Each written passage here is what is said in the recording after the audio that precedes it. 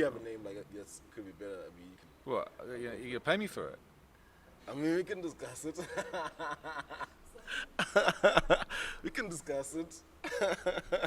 What's the draw? I don't know. I'm trying to figure out. I could be nice and just like say that's awesome, but if you want my honest opinion, you think of something else. I mean, I always wanted to do a show called Fighting Talk. Because you're talking about fighting, but the phrase fighting talk's like, when you're fronting up with someone, fighting talk. I'm gonna fucking kill you. Oh, that's fighting talk. And yet, if you're talking to someone about fighting, that is fighting talk. True.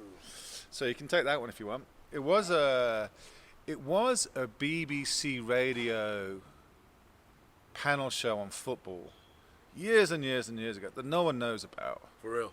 I looked it up to see if it was taken, and It wasn't. It wasn't. No one's done it in terms of MMA or boxing. So that's a good one. So you can take that one.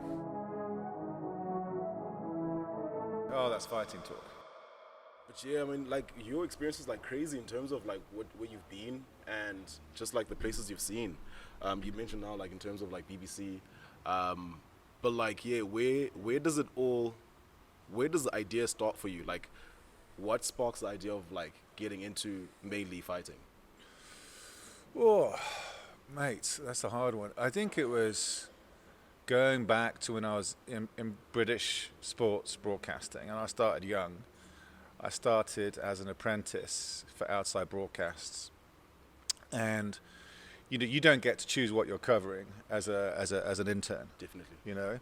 And it was all boring crap. It was like literally my early experiences of ITV were laying cables in the rain and in the mud for engineers, for OB scanners. In those days, outside broadcast was done very differently. It was almost solid. Yeah. There wasn't really digital technology, so it was labor intensive and equipment was heavy and stuff like that. And it was like horse racing, most weekends, and just making tea for engineers in just really Just bad being weather. a runner, basically, like just assisting you there, here, and there. Laying cables, and then I got my apprenticeship was in audio post production because I wanted to go back into the studio. Okay. And I kind of went from there. But it was whenever there was no boxing event, there was like, you'd always put your hand up for it, and I'll work that, I'll do whatever, and that was when combat sport really. I had a combat sport background, but I had a terrible one. As an athlete. Yeah. I was. What's the record? I was terrible. I did judo and then I did kempo jiu-jitsu, and I got badly concussed. Early on in your career? Yeah, I was only like 12 or 13, and I cried all the way home. I cried in front of my mum at the tournament. I was just so ashamed of losing, and losing publicly. I think that's the other thing is when you commentate, and we've got some fighters in the EFC, for example, who are have never won. They've gone through a big losing streak. And it's like, and you always hope they're going to turn it around. And there's been a couple of those. Like Willem Smith when he won the heavyweight. Sure. I was so happy for him because he had gone like 0-4 at that point. Scared, And you're always thinking you can turn it around, you can turn it around. But having been there yourself and having been knocked out, I didn't deal with it very well, and that really. As a broadcaster, when someone gets knocked out, you want to be excited, right? Because everyone loves to see a knockout. But there's always that part inside of you that thinks, damn, dude. And you think, you hope everyone's going to be okay and stuff like that. But I digress. I did that, and I did kempo, jiu-jitsu, and stuff like that. And I was really bad at it. And my parents sat me down like the next day and said, look, we don't think this fighting thing is for you. And I kind of had to agree, But that didn't stop me kind of really thinking it's the best sport in the world, and I think I figured out from the early time as a teenager that's like, football's great, rugby's cool, cricket, but you got all these balls and you got these lines and you got these rules and this person can pass that way, and I was like, just one person against one person, just strip away all the crap, and it's for me it's the purest sport, and it's the most distilled sport, and it's like I think sport some way we try to codify human civilization by having these rules where it's really human competition, but you're putting these rules in that to make it civilized, kind of safer. Yeah, yeah. but take those rules away and just make it the most distilled essence of human competition is fighting. Whether we like it or not, it's always been part of our DNA, and that speaks to every arena, every culture around this planet. I mean, I went to a Curry Cup game in Kingsmead, Kings Park, Durban, in Durbs, and it was the Sharks against the Bulls, and Ryan Kankowski was flying down the wing, about to score a try in the corner, but there was obviously some upset in our stands. Yeah. And everyone turned around to watch the fight in the stands, and no one watched Kankowski scoring a beautiful try down the wing at the corner flag. Yeah. Everyone was watching the fight, and I was like, "But you guys are paid money to come watch rugby, but you're watching Tshucks in the stands." Yeah. Look at it. So for me, that's the power of fight. It goes back to the school ground. It goes back to, there's so many things. It becomes so complex in terms of how you try and break down the DNA of why we still get attracted to it now. Yeah. I mean, it also kind of goes back to the whole, back to like when the Romans were doing it, like in the Colosseum and all of that. But yeah, so in terms of like, did you get into any like school fights yourself, like outside? Yeah. Damn, so you were out here like a violent one. Yeah, my school growing up, certainly the secondary school was quite rough. There was fights every day. For real? Yeah, fights every day. And then, funny enough, if you're thinking about it, it's only when you ask me that now do I really think that... You kind of go back now. Yeah, even then, I was always thinking about staying on my feet. How, in my school, which was a place called Ibstock, in the Midlands in the UK, if you go down, people put the boot in. You can get knocked down, stomped, you get stomped, or you get kicked and whatever. And I always, even that my golden rule, I think my dad taught it to me, was like, stick on your feet, And there was times that stood me, I was mugged in East London. Yeah, that's actually where I'm from. East London, not East London here. Oh, okay. Yeah, East End, back in the UK, not Quebec or Eastern Cape. And I was mugged in some kind of gang initiative by like 12 guys. And I had a rucksack with equipment on me and stuff like that, but they just wanted to pile in and stuff. And I was beaten up by 12 guys, and I stayed on my feet. Luckily, there was a wall behind me. Sure. But then I was just thinking the whole time. I was covering up and I was taking blows, but I just kept thinking, don't go down, because that's when you get into real trouble. And I didn't. I stayed on my feet. Luckily, because of the wall behind me. And literally after a minute or two, these guys scarpered. And literally, then half an hour, about 30 seconds, after that, the cops showed up. That's probably the reason why a fence probably told them that the cops are coming, whatever, because it was quite a ruckus. When you got 12 guys brawling on one person, So, but yeah, stay on your feet. For me, I don't know, man. Like, I've never been into like a ring, or I don't know if I could be able to handle a fight, man. Like, I can, I don't know if I can protect myself, like, with my own two hands. Yeah. Yeah. Give me, like, a sword or something, like, we can, see about it. But you want a weapon? Yeah, like, something where I can kind of, like, but, like, my own two hands and, like, my limbs, it's kind of dicey for me. Why? I don't know if I have the confidence, man, What, to fight as in not Yeah, just, like, but I just feel like... Publicly, if you could give me time to, like, train 3 months or so, probably could do it. Yeah. Probably could go on a run. Yeah. Well, I think if you get taught the basics, and then you get into it, and you like a lot of fights. My primary sports were rugby, cricket, right, and athletics, but never anything combat-y, never anything like. I guess the most physical one was rugby. Yeah. But when I look back at that now, I just kind of. Like, I really did that, Yeah. Like, it's kind of, it kind of gets me cringy. I think you'll be fine there, mate. I think and if it's not, it doesn't have to be MMA. You can have some nice big gloves on, some 12-ounce gloves, get in there and, just have a couple of amateur bouts. I think anyone can do it. You might end up enjoying it, I think that's the great thing about, MMA, particularly in South Africa, is that there are so many safe spaces to do that. You can go to any MMA gym or jiu-jitsu gym or a boxing gym here, and you can have that. You can have that nature of competitivity. You can go to open mat sessions, or you can go to boxing gyms, and you can say, "Oh, okay, let's go 50%." Yeah. You know, so let's go 50% hard. So you're not full on fighting, Yeah, engaging but with enough that the person you're fighting is testing feelings. you. Yeah. You know, and you know that if a blow lands, you'll bloody well feel it. Yeah. And if you're at an open mat session, say down the road here at Sunning Hill, whatever, and you get put in a submission, you'll be forced to tap. You know, and it's like, and you tap on that person, let's go. And it's a safe space to really push yourself. And I think you'll know then. Yeah. You know, and it's not a dangerous situation at all. It's a very safe, supportive environment. But you'll come away knowing, can I hang? You know, and that's a great question to ask yourself. I think I'm scared of like being like someone else separating me from consciousness, like unwillingly so. You know, I think just like whenever you see someone get knocked out or like a brutal punch lands, Yeah. it's just awful to watch.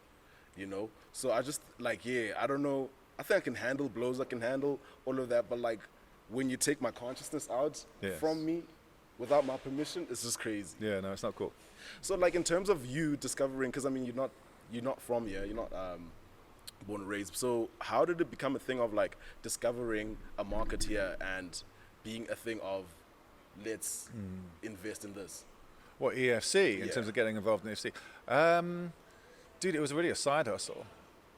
No ways. Yeah, well, I mean, I've always been, my career took me to different, you know, away from sport. Yeah. You know, I went to MTV Europe. I worked there in Camden Town. I came to South Africa originally in 1994 to study ethnomusicology and African music Sure. for 4 years, and I did my postgrad at UKZN and got published by Oxford University Press and had a really awesome time. But I had to go back and look after my family in Cornwall, back in the UK. So I eventually leave after I graduated. And moved back into television, so many different types of formats and codes Yeah. and stuff. And then I moved back to South Africa in 2006 because my fiance was from South Africa, so we moved back here. And at that point, I was launching channels for Sky. So you know how it works is that you'd have people would buy the uplink and a channel number from Sky, and then they need people to create graphics, train presenters, design sets, and get the channel working, whatever it was, a shopping channel or a news channel or whatever. So I would do that for clients in the States or in India or different parts of Europe, for example. And ETV found out that I was living in South Africa and that I was launching channels for Sky for a living. And they said, we're launching a news channel. Would you be interested? So the very next day I flew from Durban to Johannesburg for a meeting with Deborah Patter and Marcel Golding at ETV, and they asked me to help launch the news channel for them, and I stayed at ENCA for 13 years. Sheesh. Unfortunately, even though I was executive producer, you know,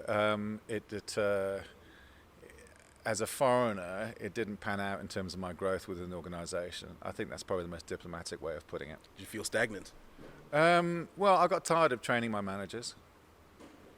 Dang. Okay. You know, and going through retrenchment procedures and stuff like that by people who you had trained and repeatedly. So I got tired of that. And what happened was that ENCA launched ENCA.com. And the editor, a wonderful woman called Lynn O'Connor, said, look, I know you're into MMA and stuff. Do you mind writing some columns for the website? So I said, yeah, cool. And at that point, we had already been covering EFC. I'd been to EFC 1 at the Dome, and we had a sports show on ENCA called Sport Fan. And I suggested that we send a reporter to cover the EFC. So, you know, I had assigned, you know, a reporter to go and cover it. And I remember when Norman Vessel's won his belt, I think it was at EFC 5. I interviewed him there and then for the sports sweep, for the sports bulletin. And so even then, as soon as EFC started, you know, we were covering them because ENCA launched the same year as EFC, which was in 2009. We launched in April and May, and the first event at the Dome for EFC 1 was in November 2009. So I started writing, and I loved the writing. And then I created a podcast called The Clinch. It was the first combat sports podcast here. And then it became a vodcast. We started filming it. Then we took it into the studio, and then I started covering other promotions. Like I had a good relationship with one championship in Asia, so I went out to Macau. And then a couple of sponsors came on board. Thankfully, Monster Energy was really helpful and to fly me to the States and stuff to cover some UFCs. Yeah. And there were some seminal fights I went to see. The Aldo McGregor fight in Vegas. I went to that, and I covered that for the channel. So I started doing stuff then from online and for digital, and then social, and then started reporting, doing live reporting into the news channel from overseas. And then I went to do some KSW work with them when Dricker signed for them, and then I did some Bellator work when they were at Wembley.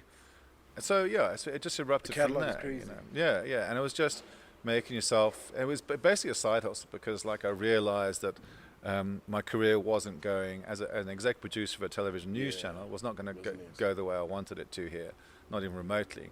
And I found growth in this side hustle to the point where, at the beginning of this year, EFC said, can you join us full time? Up to that point, I had done commentary and done backstage reporting for the EFC since around EFC 40, EFC 50. I remember EFC 50 was at Sun City, I think, and I was doing paid work for EFC then. And then I've been commentating now for 5 years, I think. Yeah.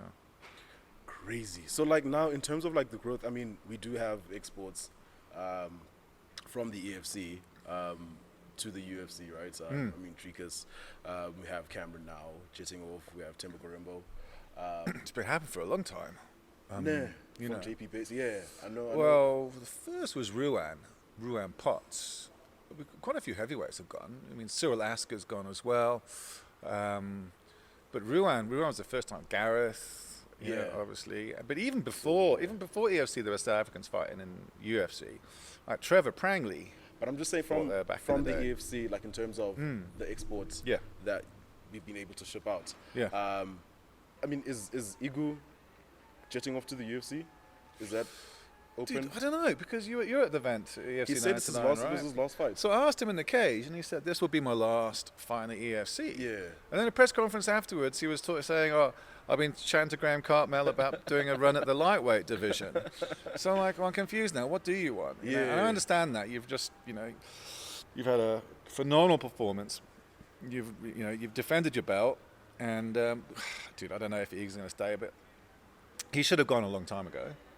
If we're being honest now. Yeah. I mean, he's such an outstanding talent that, and he's like, Bradley Swanepoel's a great fighter. I mean, he was undefeated at the point until... Yeah, Ashley Calvert's a great fighter. Yeah. But Iga Cabeza has this thing where he's making some fighters look ordinary. And as a promotion, that can't carry on. True. And as a fighter, that can't carry on for him. And that used to irritate the heck out of me because Iga Cabeza was putting on these phenomenal performances a long time before the UFC started thinking, wow, Africa's great. A long time before you saw Francis Ngannou. A long time before you saw Israel Adesanya. A long time before you saw Kamaru Usman. Iga Cabeza was in that hexagon, putting on incredible performances, knocking people out. The Saxon Delafield fight, the Carlos Saput fight, 5 submission finishes, 5 knockouts. I mean, he was a human highlight reel, but he's been doing it for such a long time. Way before African combat sports became a thing around the world. You know what I mean? And that irritates me slightly. That it's seen as a thing, and Iga should have gone to a major promotion many years ago, and I don't know why it hasn't happened. I think there's a fair bit of, I wouldn't say it's racism, but there is a discrimination in Western media. It's Africa is this, Africa is that, whatever, and yet we're producing quality talents, and not just combat sports, but in other sports codes as well. I think there is a tendency for people to look down on African combat athletes for quite a time. It's changing. I think now we kind of do have the spotlight on us with your Kamarus, with your Francises. I think they are kind of looking at Africa as like a major talent hub, especially with fighters. But when you get into the whole broadcasting thing and like commentary, is it a matter of, because you spoke about you not wanting to see fighters get knocked out and all of that, is it a matter of like also because you have a relationship with them, Oh, it makes it. Wait, does it make it? Well, definitely. Nah. Yeah. You mean you've even not just getting knocked out. I think part of being a commentator or part of being in the media in the sport is bringing value to the viewer that other people can't, and that means knowing more about the fighters and their community and their history and their friends and their gyms and their coaches, and that kind of context, because it's not a team sport. It is kind of a team sport, but at the end of the day, it's one person against one person. Mano a mano. It's an individual. So you've got to let the casual viewer feel invested. As to why do I give a damn whether this guy gets knocked out or not? Well, I'll tell you why I should give a damn, because this person is that, and you may find there's aspects of it, their background or the reason why they fight is something that resonates with you. But you only get to know those things if you know their personalities and their characters and their histories and what motivates them and what the obstacles in life that they've walked through, so you can feel invested in them as an individual. And so that's, I think, the value that a lot of commentators don't do and really should bring. And it means doing your work and doing your research. Your background, And also, obviously at weigh-ins, I go around to everyone and speak to them and ask how they are and all that kind of stuff. But also, you have to, I think it's journalism to a certain extent, is researching people, But it's like to your point, once you find out about people and you get to know them well and you get to appreciate, even the guys that, not everyone's nice. There are some assholes in every, but even then, once you feel that you connected with someone and they go in there and they perform, and what's at stake for them, and they lose, your heart drops a little bit for everybody, and I think it has to. I think you have to feel that way. I think that's kind of like the human aspect of it, just that empathy, just seeing taking a loss. I mean, that's not good on any kind, but in terms of all what you've done, what has been the biggest challenge for you? Because obviously it hasn't been smooth sailing in terms of with trying to grow channels and all of that. But what do you feel was the biggest lesson learned in all of your career, what you've done? Oh, mate, goodness, too much. My whole career, not just commentary or not just MMA or. Okay, let's talk MMA, in fighting and combat. I think the biggest challenge was, and it kind of still remains, is during COVID, when Cyrus couldn't fly. Okay. And I think it speaks to our friendship that even last week's event, EFC 99, Cyrus and I were commentating. Yeah. Fans watching on television still don't know that he's in Tennessee. Since COVID began, was it 2019, was it? 2020. Yeah, 2020. Since 2020. Every show I do with Cyrus, he's in the United States. He hasn't flown before COVID to here in Johannesburg. Yeah. And, with combat sports, things happen very quickly, as you know. Crazy. And there's the finish, and you have to have a rapport with the person you're commentating with. And, I've not got anyone next to me. I've got Cyrus in my ear. Down a phone line from the States, and we got to make it work, and basically rely on our chemistry as friends to pull it off. Yeah, and give each other space and give each other time, and if there's a slight delay or the reception's not great and he's not here, and that has been immensely challenging, and I don't think I could have pulled it off with anyone other than Cyrus. No. That was a heck of a challenge. But then again, I owe him a lot, because he fought for my inclusion as a commentator years ago here, and he's always had my back. So it'd been very difficult without him. Luckily, I've also got C.S. Duplessis as well, who, when I first started, was giving me so much advice. And I'm lucky to still be working with him. But also because he's been in sports broadcasting. He's an old hand, and he's so damn smooth. When you throw things to CS, I get quite excitable. But when you throw things to CS, you can throw the kitchen sink at him, and he's so smooth. He is such a damn pro, and he always turns up. He's so reliable. As a colleague and a friend, that I'm very lucky with that. And then I get to work with Gareth, who's a fucking nutter. Soulja Boy is quite the personality. But in terms of color commentary, Yeah. I think he's one of the best we've ever Yeah. had. You know, Yeah. the insights he brings, his breakdowns. personality. He's incredible fun to be around. You know, and no one's done it. No one's walked, you know, the way he has. You know, in terms of his career, he's done it all. You know, amount of belts, victories Yeah. in the UFC. You know, it's Gareth's one of the OGs, and to work with any of these guys who've been around since the early days is an absolute pleasure. And then on the other side of it, we got the other desk. You know, you got to Mark Penner, and who's still an active fighter, fighting in Aries, and he's going to be their champ soon. You know, True. and the insight he brings into aspects of African MMA is really unique. And as a person, as a character, as an individual, you know, I've always found DeMarc very inspirational. Yeah. You know, because he used to come on my show back in the day when he was the bantamweight champ. So yeah, I'm just very, very lucky that we have a really awesome team that I'm just a part of. But if it wasn't for those guys I mentioned, I think I'd be pretty shit. Damn. So yeah, in terms of like the introduction to Graham, like when was that, and like how was that? Oh, when I was introduced to Graham? Yeah. Oh, I think I bumped into him on the first at EFC.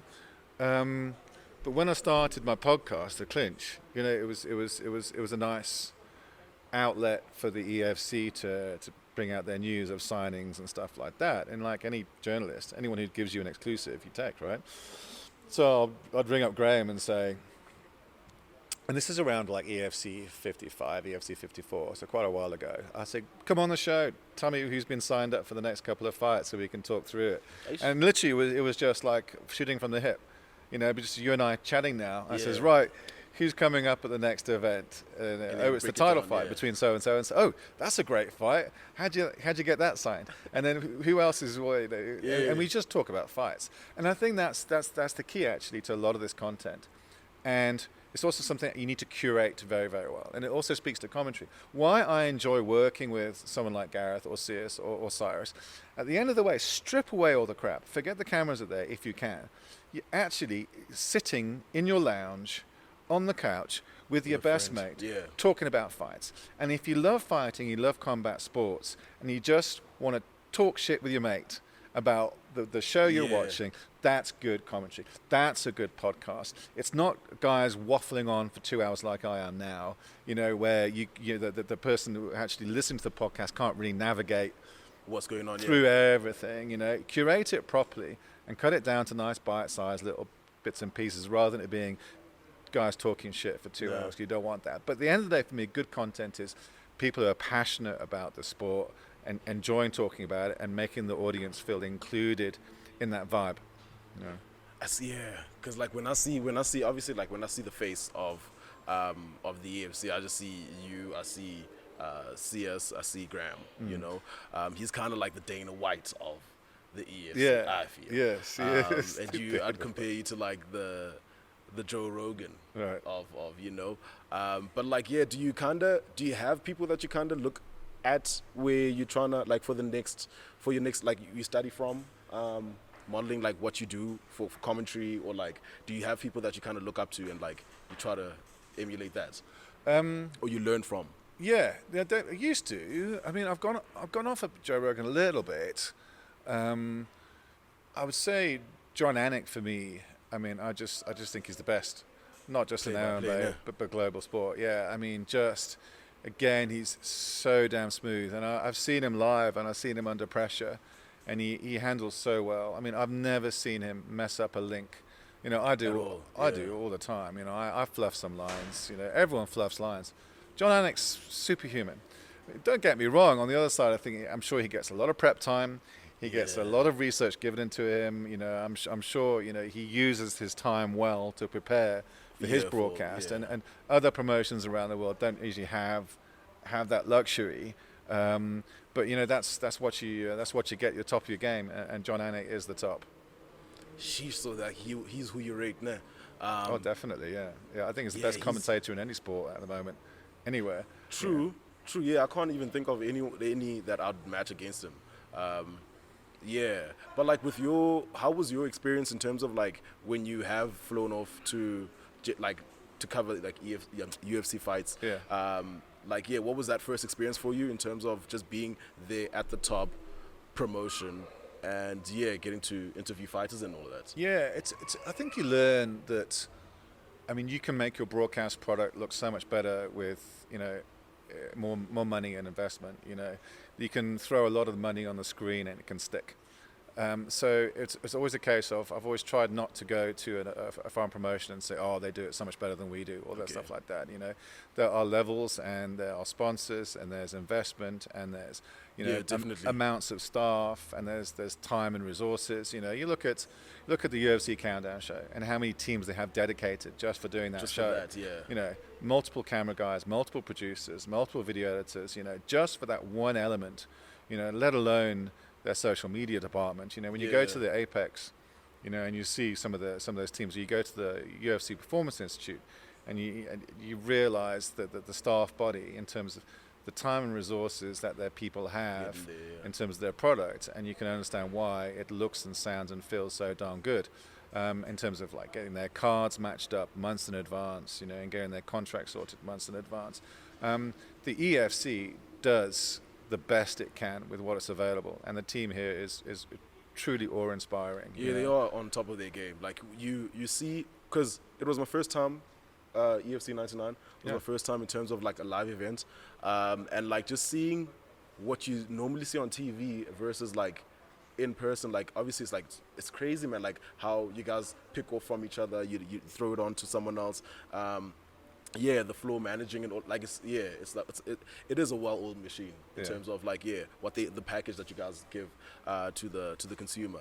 Was there like a fighter that you first like remember in terms of when you covered them, especially in the UFC, like you were starstruck? Cool, dear. Starstruck? I don't think so. Dang. I really enjoyed. Well, when I was working at MTV Europe, I got into a lift, and Dave Gilmour was there. Sure. And Dave Gilmour is one of the principal members of Pink Floyd, and I was a big Pink Floyd fan when I was growing up. And I was like, that was probably the most starstruck moment I had in my life. Yeah. But in terms of fighters, I'm afraid not, actually. I mean, I bumped into Damien Maia at the Wonderboy Till fight in Liverpool and had a nice long chat with him. He was lovely. No, I don't think starstruck per se, just really, really grateful to have met them. I've worked with Rampage Jackson quite a few times. I really enjoyed him. I did a fun interview with Michael Chandler just 3 or 4 months ago, and I was blown away by him. I found, such a pleasant, humble guy. But he seems like it, like down to earth. Yeah, but really inspirational. I mean, like he can go into some really deep shit, but like spot on as well. I mean, he went into some extensive answers to my questions, and I found them so insightful and very helpful to me personally. I was so blown away by Chandler. And I said I was going to be here for not a long time, but for a good time. I found Chris Weidman to be also really cool. Stipe Miocic, brief but charming. He doesn't look like he has the personality of like just having to sit down. They're all different, You get so many different personalities. Like fighting is life, Yeah. Gilbert Burns was delightful. I loved Gilbert Burns. He was so damn cool. But in terms of starstruck, Vitor Belfort's got Michael Bisping. When I interviewed him, he was pretty cool. He was also very personal. He had a couple of like very difficult stories about his family and upbringing and stuff like that. So I chatted to Bisping quite a lot, and I enjoyed him. But starstruck, nah. But people I came away from with more respect than when I started. No. And like having been to, obviously you've like went to their gyms, and have you like kind of tested them out in the cage, like just feeling them, like having grappling sessions with any of them? Yeah, I did grappling once with Nkazuma Zulu boy, and I tapped like Fred Astaire. I tried to run off the mat, and he tried to ankle pick me to stop me going. Nice. It wasn't because of the submission; it was just my cardio. I was just exhausted, and he was took it to the deep waters. Zulu was killing me. I rolled with Igor Gabesa once at Fight Fit Militia, and he was just being very easy and gentle on me. Temba Garimbo taught me some stand-up. a few times at FFM in kickboxing Really? class. Yeah, he was also very gentle and very nice. Norman Vessels, you know, I trained at FFM literally just for a few months, Yeah. and they were so cool. They were delightful, really really cool, and I really enjoyed learning with Norman, with Chef. For me, he's a legend of the sport in this country, and just to spend a few days on the mat with him Yeah. was really amazing. He was so cool. Getting to feel the mods. But yeah, I was kind of bummed out with on the announcement of Zulu Boy not being on EFC 99. Yeah. Yeah, by injury sustained in his Yeah. last fight. No. Yeah. Well, I think he's really aggravated it. I think he was supposed to fight an event or two ago against Nicholas, and he broke his hand. And I'm not sure if it's the same hand or it's the same break. But I've been told that, you know, he's agreed to EFC 100 December the 1st. It was announced, So- yeah. Was it? That he's going to be on EFC 100. Yeah. He's been moved there.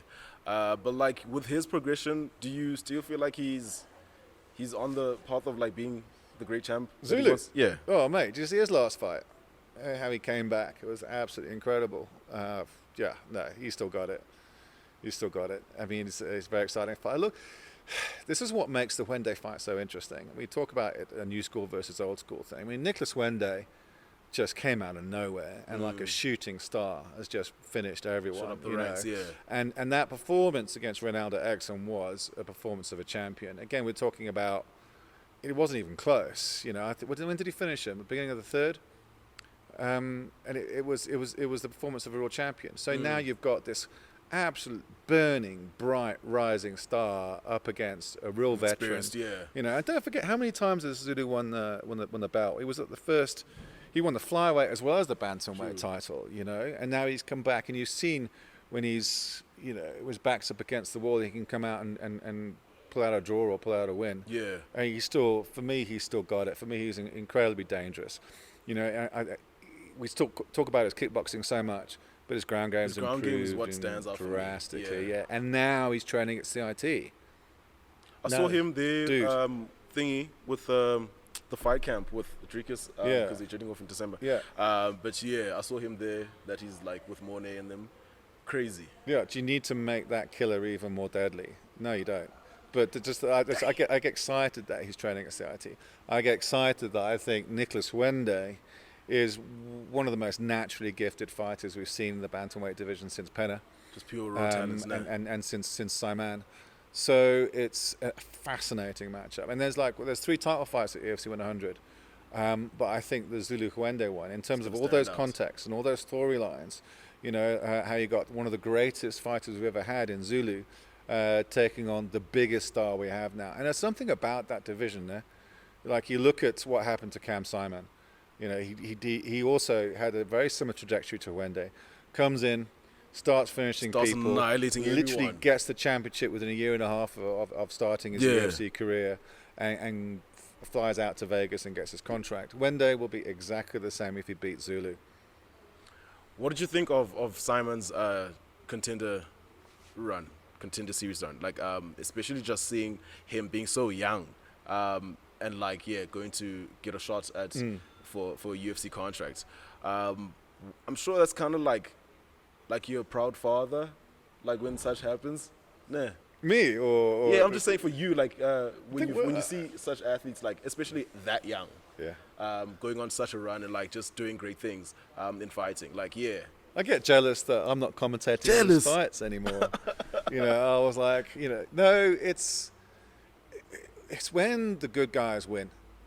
You know, and Cameron does it all The so ones very, who very well. deserve it, nah. You know, just a decent, good lad. And I think what CIT did with him, when you talk about his age, I think that Mornay and Henny and Drickus himself, they're kind of taken the blueprint of what worked for Drickus. And it means, you Yeah. know, managing well, doing fight camp intelligently, you know, figuring out those training sessions, figuring out Not how to get overtraining, sponsors, figuring out how to work the media, figuring out how. I mean, when I was in Vegas for Drickus's fight a few months ago, it's like just see how CIT handle that pressure now, and they're really steps ahead of so many other people. And I think they've taken that knowledge and really invested it into Cam. And you know, Cam he was like 9 when he went to his first EFC, you know, at Carnival City. Yeah. So it was a case of everything that they learned to do with Drickus, they're doing right with Cameron. Cameron, So, yeah. but 100%, so stoked and proud of him because he truly deserves it. And it's a case where other EFC champions can see that as well. And I think, well, I want some of that as well. And Cameron will give advice and help wherever he is. Like it does with Sindile Mananscala's school in Quebec or whatever it is. They're such genuine, decent people. That's I was kind of bummed out when I saw Cindy losing. Like that was it was tough. That was tough to digest.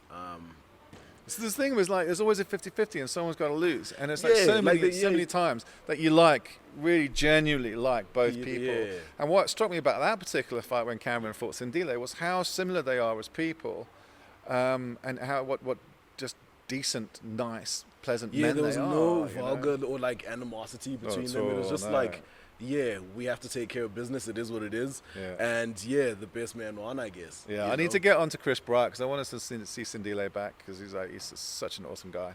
Yeah, he's also like another fighter I'd like to sit down with and just like pick his brain in terms of like the type of person he is. Yeah. Yeah, he's a fun dude as well. When we did the countdown show for that fight in Quebec, and just chatting to him, and he was just absolutely delightful. I really enjoyed my time with him. Yeah. Do you feel like who in the broadcast team do you feel like you could take on in the grappling match? What, in terms of my co-commentators or in production? Just your co-commentators. Or even Graham. Who do you think like? What if I had to fight them? Yeah. Graham's stand-up's actually pretty good, because when EFC first started, or before it started, Graham and Kyra Howarth were training with Richard Kwan, before FFM was FFM. For real. That's my understanding. Yeah. So Graham looks pretty good on the pads, man.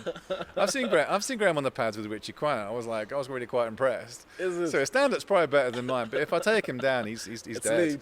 If I take any of them down, it's dead. I'll take Cyrus. I'll take Sears. Gareth would puree me. I'll take most of production easily. I don't think for real. I don't think anyone. You could take him on. I don't think anyone in technical production. Kai, the floor manager, actually did compete professionally. Is it? In Muay Thai, yeah. So he's tall. So he'll be a handful. I did see him quite a few times. No, he'd fuck me up. Yeah. But the rest of them I'll take. Yeah. Well, you want to give it a go? You want to be a little bitch? Come on. Nah, not for me. Nah, not for me. I'm just saying, like, in terms of like, who do you think you fair against? Yeah. I've never really thought about that, to be honest with you. I've never really thought about that. Must sanction it here in the EFC. Yeah, I've always had a bad experience of fighting people here, so I don't know. But yeah, man, I just feel like in terms of like everything that's like especially seeing growth in two semi-naked men in the lockdown in the cage, and like just investing in that and like just helping it grow is, for me, is progressive. I never would have thought like the sport would actually grow to what it is now. Yeah. And it actually is getting bigger and bigger and bigger. And I'm sure, like, in terms of how is it in terms of approaching corporates for sponsorship and all of that? Like, how's that in terms of like trying to pitch the idea of this is the next thing? I think there's still. There's still an old school mindset. I think sports industry in general is struggling. I think if you look at the main established codes, like even the pro tiers, I think battle. I think T20 teams, like Dolphins, whoever, the Titans and stuff, they also battle to get big blue chip corporate sponsors in the current environment. It is even worse with MMA because it's still seen as a niche sport. I remember having meetings, when I was back at ETV with senior figures in the sports industry, and they still had this old backward idea of MMA of like, it's cage fighting, it's human cockfighting, that old bullshit that you listened to in the early 90s and the late 1980s, and there's still that attitude is still prevalent because there's still misunderstanding. And on top of that, people feel threatened because the growth of the sport has been so incredible. I mean, MMA is still the fastest growing pay-per-view sport in the world today. If you look at the EFC figures, by March this year alone, we had 2 billion minutes viewed on Facebook within just the space of a couple of months. Sheesh. In terms of digital viewership, The EFC is the most watched sport entity on the entire continent of Africa. Fact. Sheesh. Completely organic. So also your question is codified in terms of you're talking about traditional broadcasting. Yeah. But this is 2022. True, yeah. It's no longer just about what you're seeing on SABC or what you're seeing on Supersport. And what you are seeing is great because we have a deal with Supersport to carry the satellite channel rights, and then the SABC as a state broadcast carries the terrestrial free-to-air rights. Yeah. So what you're seeing in terms of conventional broadcasting, then that's great. But what you're not seeing is what's out in the digital and social space, and we're ruling that. So that is a threat to the old system, where blue chip sponsors from large corporates buy a box at the cricket. That's 30, 40 years old. That kind of marketing sponsorship kind of approach is kind of like a head in the sand thing. And there is an old boys club in PSL, in SAFA, at SARU, and all the big organizing bodies of the major established sporting codes in this country that feel massively threatened by the modern growth of MMA, and that includes the EFC here. So if they look at those figures, they don't want to know about it. But then at the same time, these blue chip large corporate marketing managers also have their head in the sand because, Damn.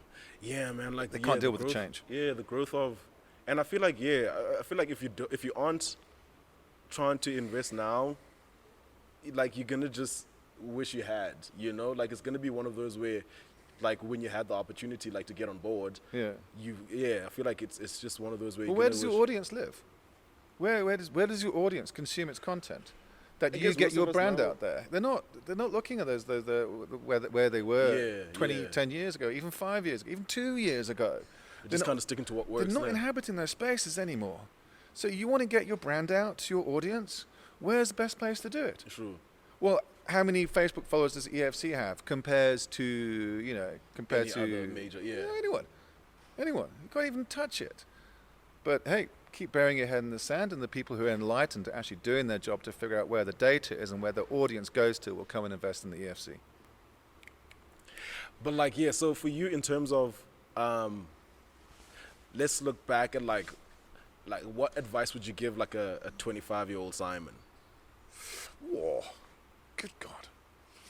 In terms of that's a good question. for where you are now and probably what you were doing at the time, what advice would you give a 25-year-old Simon?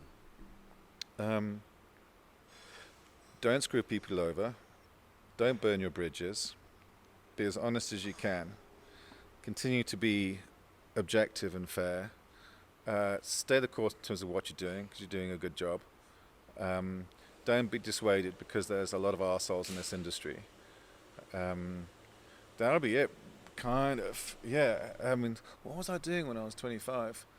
Yeah, I was back working there in broadcasting in the UK. Yeah, it was a tough time in my life. When I graduated here, I had to go back and look after my father who was terminally ill. And I had to start my career after looking after him on the farm. I had to start my career from square one again, and I had to borrow money just to put a deposit on a flat with some mates in a bedsit in London so I could get a gig working in soap factories, working in department stores. Those guys at Pick and Pay who pack your bags at the cashier? Yeah, I did that after I graduated with honours. Damn. So I would just say to myself, stick the course. Your plan is a good one, and it will work as long as you believe in yourself and carry on. Because you did have something that you believed in that is gonna lead that you was to that path. what I believed in was my television career, my artistic career, and there's still more room for that as well. I mean, I always thought I'd be, my secret passion is composition and piano playing.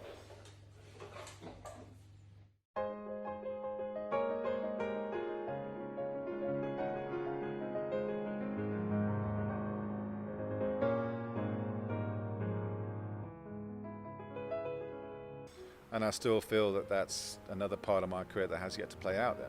So your question would be, when I'm 70, and I'm 52 now, what advice would you give to a 52-year-old, and I'm sitting with you here today, it would be there's plenty more to come.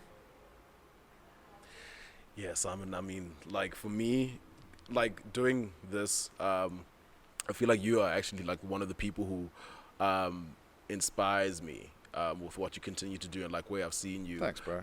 It's nice of you. Yeah, and I wanna obviously like just be that Simon Stevens, or like be a Joe Rogan, you know, just modeling after you guys. So for me, getting into the fight space, like you are the pioneer of what I seek and can't touch and feel, you know. So yeah, like I feel inspired for what you do, and yeah, it's been really dope, like having you Man, I'll say on my kind of you. first edition. The first but not the last, eh? Definitely, Yeah. we'll have you as a recurring guest. Thank you, You bro. know, some of the time. But yeah, thank you so much, Simon. This has been great. You know, Indeed it has. I Fine enjoyed talk. it. Thank you, bro.